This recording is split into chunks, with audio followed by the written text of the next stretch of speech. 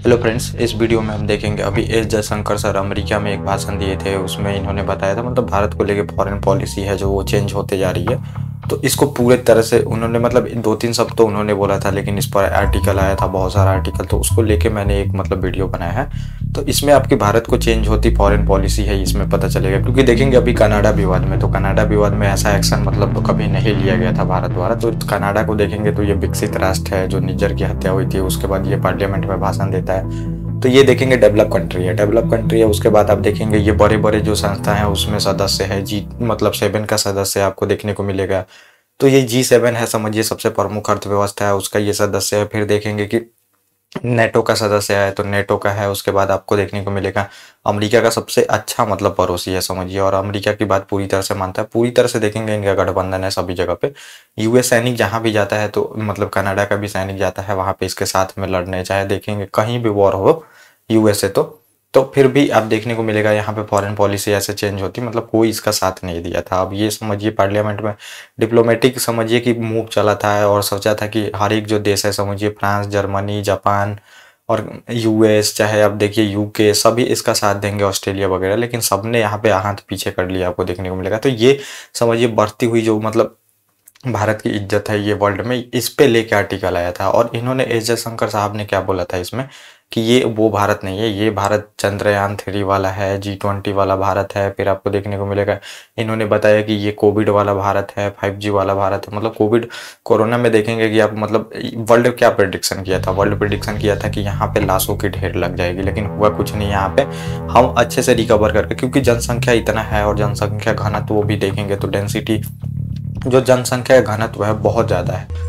तो यहाँ पे बोला गया था कि बहुत तेज में फैलेगा कोरोना और बहुत लोगों की मृत्यु होगी, लेकिन ऐसा कुछ नहीं होता है। हम कोविड वैक्सीन भी बनाते हैं, जो कि बहुत सारे देश भी बनाते हैं वैक्सीन, और वहाँ पे आपको देखने को मिलेगा फर्स्ट यूज उनकी रहती है कि नागरिकों को हम देंगे, लेकिन हम ऐसा नहीं करते हैं। बनना स्टार्ट होता है और वहीं से ही देखेंगे पूरे वर्ल्ड को हम डिस्ट्रीब्यूट भी करना शुरू कर देते हैं, क्योंकि अफ्रीकन कंट्री हैं देखेंगे वहाँ पे मतलब ऐसा कोई है नहीं ज़्यादातर वैज्ञानिक चीज़ें कि वहाँ पे डेवलप हो सके वैक्सीन, चाहे और भी जो बहुत छोटे छोटे कंट्री हैं, लेकिन सब में हमने दिया। हमने यहाँ तक कि आप देखेंगे जो डेवलप कंट्री है वहाँ पे भी वैक्सीन दिया। तो ये आप देख सकते हैं। तो वहाँ पे इनकी पॉलिसी थी पहले उनको देना, लेकिन हमारी पॉलिसी ये नहीं थी। तो इसमें मतलब सीक्वेंस बताया गया है कि कैसे कैसे चेंज होती है फॉरेन पॉलिसी। तो ये अभी देखेंगे कनाडा विवाद में ऐसा जस्टिन ट्रूडो भी नहीं सोचे होंगे कि ऐसा फिर यहाँ पे डिप्लोमेटिक रिटेलिएट करेगा भारत।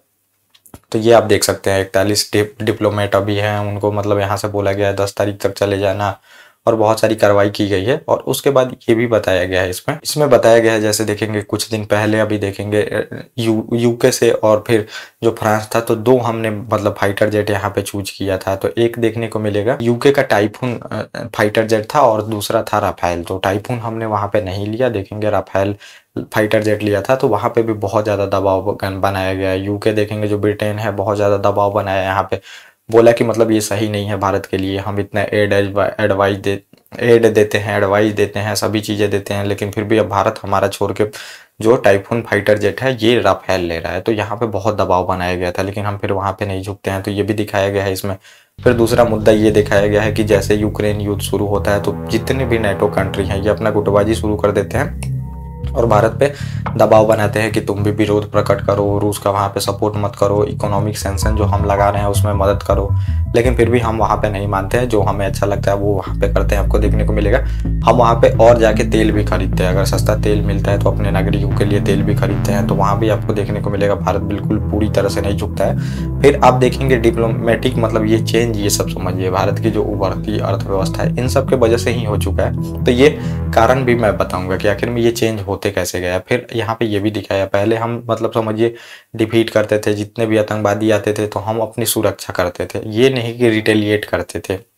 तो अब पॉलिसी चेंज हो गई। आप 2016 में उड़ी देखेंगे हमला हुआ था आतंकवादियों का, उसके बाद हम सर्जिकल स्ट्राइक करते हैं। फिर मतलब पहले ऐसा नहीं था, कभी भी आप देखने को नहीं मिलेगा। फिर आप देखेंगे कि पुलवामा में अटैक होता है, पुलवामा में फिर टेररिस्ट अटैक करते हैं, उसके बाद हम एयर स्ट्राइक करते हैं, आपको ये भी देखने को मिलेगा। एयर स्ट्राइक बालाकोट में एयर स्ट्राइक करते हैं। तो ये पॉलिसी देखेंगे बिल्कुल चेंज है। तो पहले यही देखेंगे 2008 में कि हमारे पे टेररिस्ट अटैक मुंबई पे हुआ था तो हम वहाँ पे बिल्कुल चुपचाप रह जाते हैं, लेकिन यही उसके बाद देखेंगे 2016 में, 2019 में, तो ये पॉलिसी चेंज हो गई है। और पॉलिसी बिल्कुल चेंज होते जा रही है। अब एक कदम बढ़ के हम पहले से ही देखेंगे लॉन्च पैड जो बना के रखते हैं आतंकवादी, उस पर अटैक करके उसको नष्ट कर देते हैं। तो ये आप बिल्कुल पॉलिसी चेंज होते यहाँ पे देखेंगे। तो ये हुआ यहाँ पे। और फिर उसके बाद देखने को मिलेगा चीन से यहाँ पे झड़प होती है। चीन से जैसे गलवान में झड़प होती है, वो जितना सैनिक लाता है फिर उतना ही सैनिक हम भी ला देते हैं। फिर झड़प भी होती है, उसके जवान भी मतलब समझिए मृत्यु होती है, हमारे जवान भी शहीद होते हैं वहाँ पे 22-23 जवान। और फिर उसके बाद ये भी देखने को मिलेगा, उसके पहले जो डोकलाम में हुआ था तो वहाँ से उसको पीछे सैनिक अपनी हटानी पड़ी। और जैसे समझिए कि यहाँ पे मतलब झड़प होती है तो हम यहाँ पे पूरी तरह से बोल देते हैं कि अब जो सेना है वो गोली चला सकती है। तो ये क्या है, ये बिल्कुल समझिए मैसेज है कि अब हम मार सकते हैं यहाँ पे। ऐसा नहीं है कि हम बिल्कुल देखते रहेंगे। तो वहाँ पे मतलब ऐसा एग्रीमेंट है कि गोली नहीं चलाना है, लेकिन पूरी तरह से भारत देखेंगे कि गोली चलाने को बोल देता है। कई कंपनियों पे प्रतिबंध लग जाता है समझिए। उसके बाद कई जो समझिए ऐप है, चीनी ऐप, वहाँ पे बंद कर दिया जाता है। तो ये सब क्या है, ये समझिए बिल्कुल चेंज होता पॉलिसी आपको देखने को मिलेगा। ये जो पावर इंक्रीज होते रही है इसके वजह से। और जितने भी छोटे कंट्री है तो समझिए वो हमें मतलब अच्छा दोस्त मानते हैं। चाहे अफ्रीकन यूनियन को देखेंगे, अभी हम G20 का सदस्य बनाए हैं, चाहे उसके बाद देखेंगे जितने भी छोटे कंट्री है तो हम अपने प्रॉफिट के लिए उनका यूज नहीं करते हैं, तो वो हमेशा सपोर्ट करते हैं। और फिर अभी तुर्की जैसे देशों को देखने को मिलेगा। तुर्की ने भी बोला है कि मतलब अब जो यूएन में है तो परमानेंट सीट मतलब सिक्योरिटी काउंसिल में इसको मिलना चाहिए भारत को। तो ये सब देख सकते हैं। तो ये क्या है, ये बढ़ती हुई ताकत ही है, जो कि अभी कनाडा के मुद्दे पे आप देख सकते हैं सारा कंट्री ने दबाव बनाया। और वेस्टर्न जो मीडिया है समझिए उसने इतना आर्टिकल लिखा भारत पे दबाव बनाने के लिए, लेकिन कुछ भी यहाँ पे नहीं हुआ। और फिर हम अपना, और ये दबाव हमेशा कंटिन्यू रहना चाहिए। तो अब हम देखते हैं कि आखिर में ये हुआ क्यों है। तो पहला नंबर है कि, और ऐसा प्रिडिक्शन किया गया है कि आने वाले मतलब 3 से 4 सालों में आपको देखने को मिलेगा तीसरी नंबर की अर्थव्यवस्था बन जाएगी। और पीपीपी पे तीसरी नंबर की है। और जब भी किसी देश का इकोनॉमिक स्ट्रेंथ बढ़ता है तो सैनिकली खुद ही पावरफुल हो जाता है। तो सैनिकली देखेंगे बहुत मॉडर्नाइजेशन किया जा रहा है यहाँ पे। हर एक सेक्टर में मॉडर्नाइजेशन सैनिक को किया जा रहा है, बजट बढ़ाया जा रहा है और खुद से इंडिजिनस जो समझिए है चीज़ें डेवलप की जा रही है।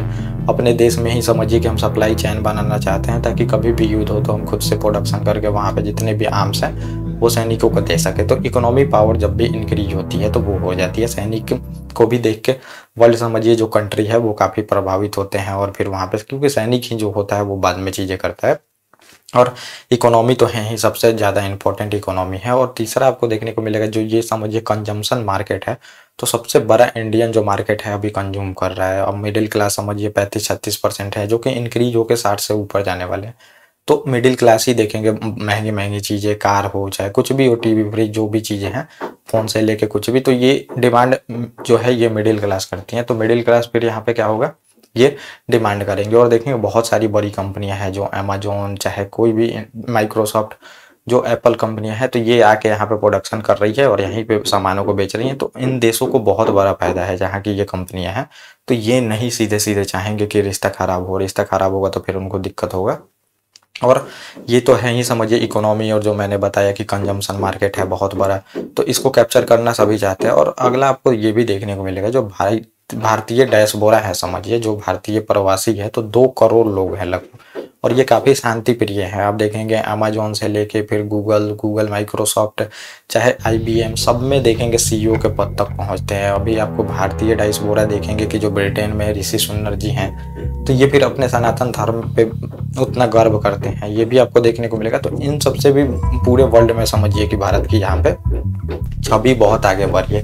और छवि आगे बढ़ी है तो फिर यहाँ पे कोई भी दुश्मनी मोलना नहीं चाहता है। और ये देखेंगे तो एशिया की सदी है, 21वीं सदी आप देखेंगे तो एशिया की है। और एशिया में 2 ही पावर है, चीन और फिर इंडिया। तो इनसे नहीं फिर यहाँ पे कोई भी बैर करना चाहता है। तो इस वजह से भी देखेंगे पूरी तरह से हम चेंज होते जा रहे हैं, क्योंकि इकोनॉमी हमारी बहुत बढ़ते जा रही है। और लीडरशिप तो होती है जो कि मतलब सख्त फैसला ले सके वहाँ पे। और मतलब अगला ये भी है कि हमारी जो फॉरेन पॉलिसी रहती है कभी एग्रेसिव नहीं रहती है। इन सब की वजह से भी देश मतलब जानते हैं, पूरे वर्ल्ड जानते हैं कि अगर मतलब छेड़ोगे तभी कुछ भारत करेगा।